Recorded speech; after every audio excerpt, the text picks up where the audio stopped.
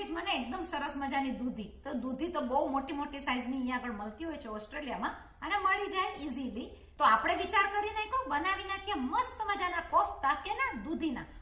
આ દૂધી આપણી નીચોવાઈ ગઈ.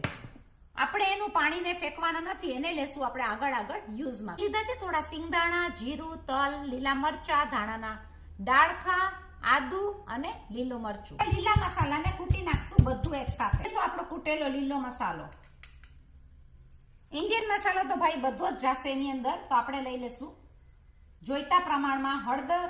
મેં લઈ લીધી છે 5 ચમચી જેટલી હળદર, લઈ લીધું છે 5 ચમચી જેટલું મરચાની ભૂકી, 5 ચમચી મેં લઈ લીધું છે ધાણા જીરું, 2 પિંચ જેટલો ગરમ મસાલો છે. ફ્લેવર માટે 1 પિંચ મેં લઈ લીધું છે તજ લવિંગ મસાલો.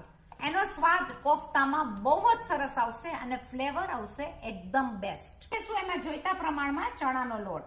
તમે જોઈ શકો કે થોડી એવી દૂધીમાંથી આપણા કોફતા થઈ ગયા છે એટલા બધા. પેલી રીતના બનાવી નાખશું કોફતા કરી.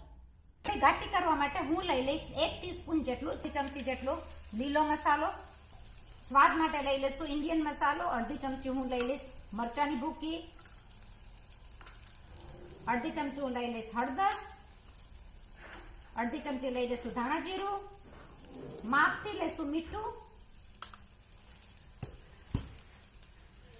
બધી વસ્તુને થવા દેશું સોતે, એટલે કે સોતળી નાખશું.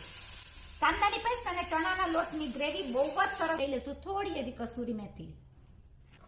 કોફતા તરત જ પલળી જશે ને એકદમ જ સરસ કોફતા